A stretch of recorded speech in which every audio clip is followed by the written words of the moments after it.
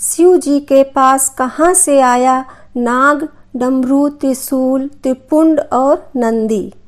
भगवान शिव का ध्यान करने मात्र से मन में जो एक छवि उभरती है वो एक वैरागी पुरुष की है। इनके एक हाथ में त्रिशूल, दूसरे हाथ में डमरू, गले में सर्पमाला, सिर पर त्रिपुंड चंदन लगा हुआ है, माथे पर अर्धचंद्र और सिर पर जटाजूट जिससे गंगा की धारा बह रही है। थोड़ा ध्यान गहरा होने पर इनके साथ इनका वाहन नंदी भी नजर आता है। कहने का मतलब है कि शिव जी के साथ ये 7 चीजें जुड़ी हुई हैं। आप दुनिया में कहीं भी चले जाइए, आपको शिवालय में शिव जी के साथ ये 7 चीजें जरूर दिखेंगी। आइए जाने कि शिव जी के साथ इनका संबंध कैसे बना, यानी यह शिव जी से कैसे जुड़े। क्या यह शिव जी के साथ ही प्रकट हुए थे या अलग अलग घटनाओं के साथ यह शिव जी से जुड़ते गए।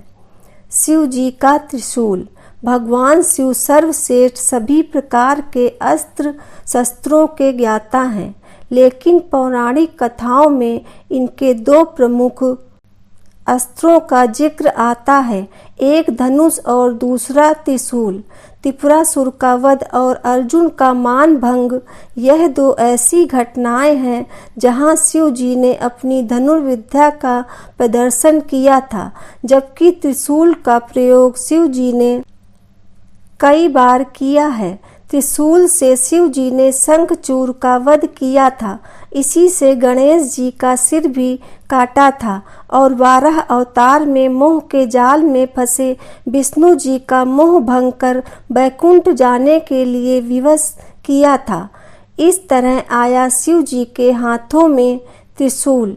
भगवान शिव के धनुष के बारे में तो यह कथा है कि इसका आविष्कार स्वयं शिव जी ने ही किया था, लेकिन त्रिशूल कैसे इनके पास आया इस विषय में कोई कथा नहीं है।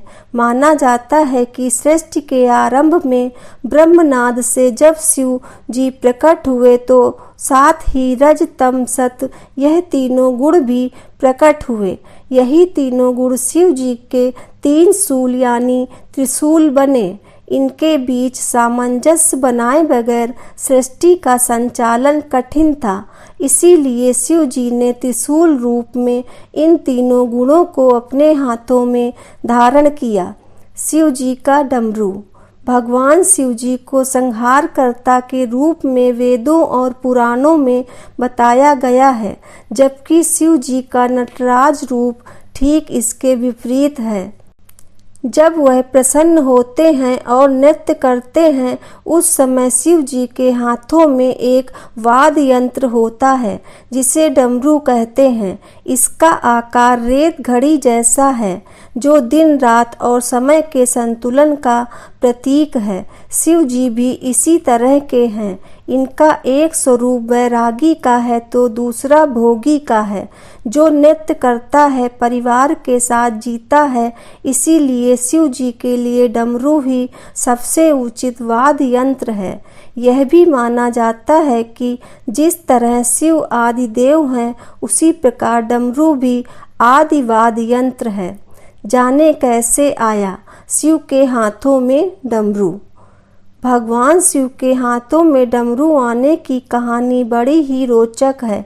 सृष्टि के आरंभ में जब देवी सरस्वती प्रकट हुई तब देवी ने अपनी वीणा के स्वर से सृष्टि में ध्वनि को जन्म दिया, लेकिन यह ध्वनि सुर और संगीत विहीन थी। उस समय भगवान शिव ने नृत्य करते हुए 14 बार डमरू बजाया और इस ध्वनि से व्याकरण और संगीत के धंध ताल का जन्म हुआ।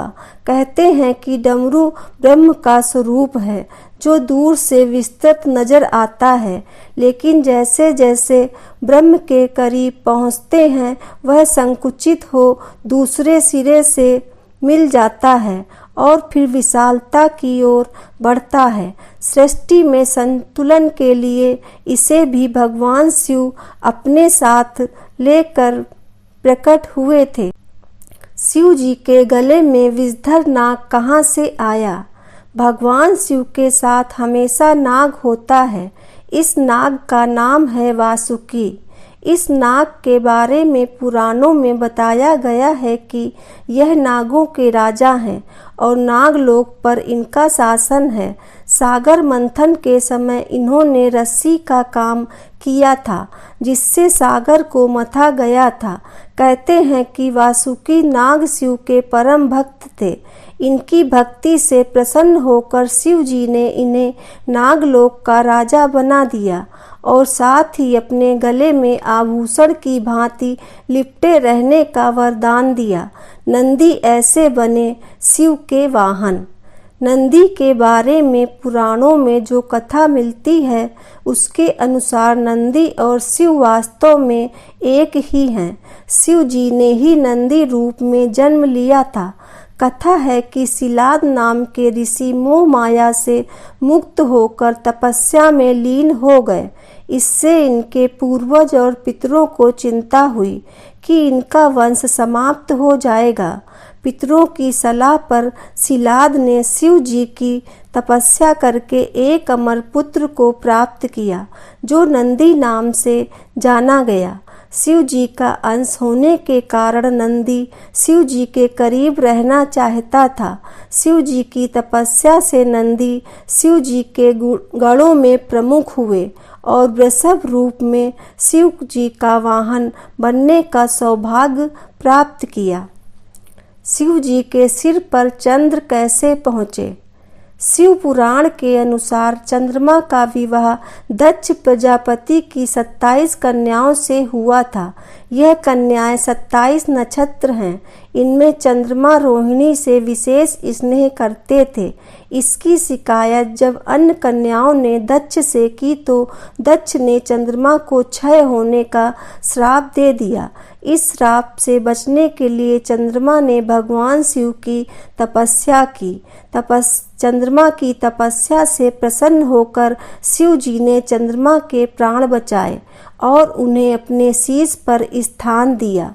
जहाँ चंद्रमा ने तपस्या की थी वह स्थान सोमनाथ कहलाता है। मान्यता है कि दक्ष के श्राप से ही चंद्रमा घटता बढ़ता रहता है। शिव जी के माथे पर त्रिपुंड इस तरह आया। भगवान शिव के माथे पर भभूत यानी कि राख से बनी 3 रेखाएं हैं। माना जाता है कि यह तीनों लोकों का प्रतीक है, जिसे रज तम और सत गुणों का भी प्रतीक माना जाता है। लेकिन शिव जी के माथे पर भभूत की यह 3 रेखाएं कैसे आईं? इसकी बड़ी रोचक कथा है।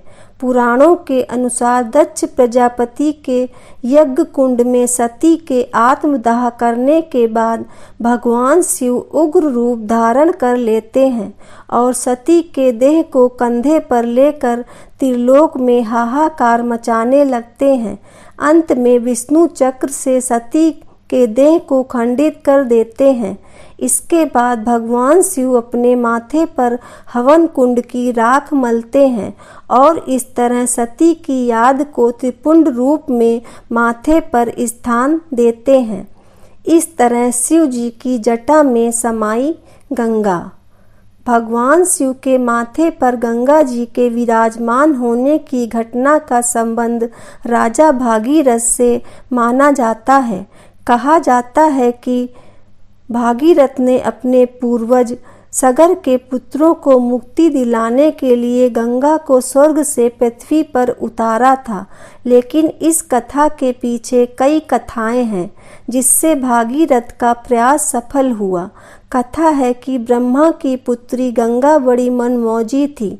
एक दिन दुर्वासा ऋषि जब नदी में स्नान करने आए तो हवा से उनका वस्त्र उड़ गया और तभी गंगा हंस पड़ी। क्रोधी दुर्वासा ने गंगा को श्राप दे दिया कि तुम धरती पर जाओगी और पापी तुम में अपना पाप धोएंगे। इस घटना के बाद भागीरथ का तप शुरू हुआ और भगवान शिव ने भागीरथ को वरदान देते हुए गंगा को स्वर्ग से धरती पर आने के लिए कहा। लेकिन गंगा के वेग से पृथ्वी की रक्षा के लिए शिव जी को उन्हें अपनी जटाओं में बांधना पड़ा। कथा यह भी है कि गंगा शिव के करीब रहना चाहती थी, इसीलिए धरती पर उतरने से पहले प्रचंड रूप धारण कर लिया। इस स्थिति को संभालने के लिए शिव जी ने गंगा को अपनी जटाओं में स्थान दिया। हर हर महादेव, हर हर गंगे। दोस्तों, आपको ये जानकारी कैसी लगी कृपया कमेंट करके ज़रूर बताएं और आगे की ऐसी ही कथाओं एवं जानकारियों को जानने के लिए हमारे चैनल को सब्सक्राइब ज़रूर करें। धन्यवाद।